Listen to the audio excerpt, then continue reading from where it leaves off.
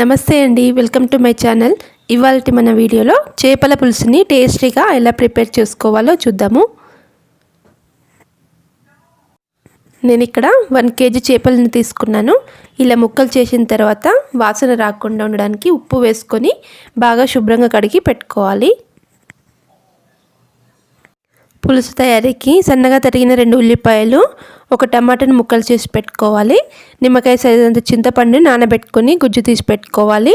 పచ్చిమిర్చి ఒక 2-3, కరివేపాకు, అల్లం వెల్లుల్లి పేస్ట్, 3 స్పూన్స్ కారం, ఉప్పు, కొద్దిగా పసుపు, నూనె, 2 స్పూన్స్ ధనియాలు, 1 టీ స్పూన్ జీలకర్ర, 1/2 టీ స్పూన్ మెంతులు, ఒక ఇలాచి, 2-3 లవంగాలు తీసుకోవాలి. ముందుగా చేప ముక్కలలో కొద్దిగా పసుపు, 3 స్పూన్ల కారం కొద్దిగా ఎక్కువనే పడుతుందండి చేపల పులుసుకి. రుచికి సరిపడా ఉప్పు ఒక 1.5 టీ స్పూన్ నుండి 2 స్పూన్స్ వరకు పడుతుందండి, చూసుకొని వేసుకోండి. ధనియాల పొడి కొద్దిగా వేసుకొని అంతా బాగా పట్టించాలి. కొద్దిసేపు పక్కకు పెట్టుకోవాలండి. ఉప్పు కారం అనేది చేప ముక్కలకి మంచిగా పడుతుంది. మసాలాలన్నింటినీ మంచిగా దోరగా వేయించుకోవాలి. చల్లారిన తర్వాత పొడి చేసి పక్కకు పెట్టుకోవాలి. ఒక కడాయిలో ఆయిల్ వేసుకొని ఆయిల్ వేడయ్యాక సన్నగా తరిగిన ఉల్లిపాయలను వేసుకొని వేయించాలి. మనం చేపల పులుసు కోసము వెడల్పుగా ఉండే పాత్రలను తీసుకోవాలండి, ముక్కలు విరిగిపోకుండా ఉంటాయి. ఇప్పుడు ఇందులో పచ్చిమిర్చి వేసుకోవాలి. అలాగే కొద్దిగా కరివేపాకు వేసుకొని కలుపుకోవాలి.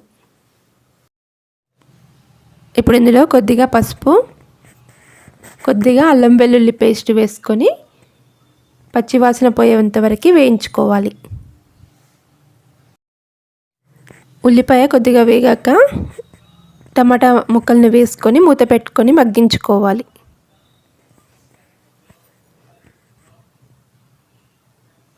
టమాటా మగ్గిన తర్వాత చేప ముక్కల్ని ఒక్కొక్కటిగా వేసుకోవాలి. ఇలా అన్నీ ఒక్కొక్కటిగా వేసుకోవాలి. ఒక 2-3 నిమిషాల పాటు ఈ చేప ముక్కలను ఆయిల్లోనే వేగనివ్వాలండి. ఒక సైడు వేగిన తర్వాత మరొక సైడ్ తిప్పుకొని ఒక 2-3 మినిట్స్ పాటు ఉంచుకోవాలి. ఒక 3 నిమిషాల తర్వాత చింతపండు గుజ్జును వేసుకోవాలి. మీరు ఒకవేళ టమాటా వేసుకోకపోతే చింతపండు గుజ్జు కొంచెం ఎక్కువగా వేసుకోవాలండి.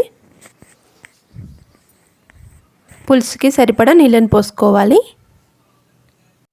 ముక్కలను మెల్లిగా కదిలించాలండి. ఎక్కువగా తిప్పితే ముక్కలు విడిపోతాయి కాబట్టి మెల్లిగా కలుపుకోవాలి.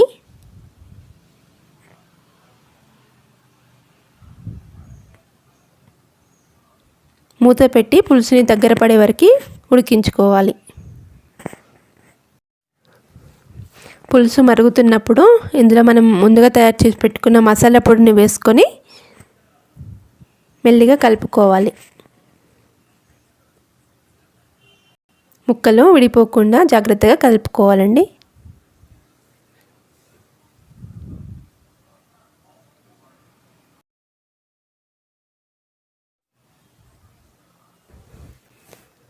పులుసు బాగా మరిగి ఆయిల్ పైకి వస్తుంది. మన చేపల పులుసు రెడీ అయిపోయిందండి. చూడండి, ముక్కలు మంచిగా విరగకుండా ఎంత బాగా వచ్చాయో.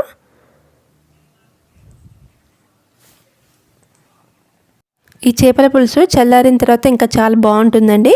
మీరు కూడా ఒకసారి తప్పకుండా ఈ విధంగా ట్రై చేసి చూడండి. Thank you for watching.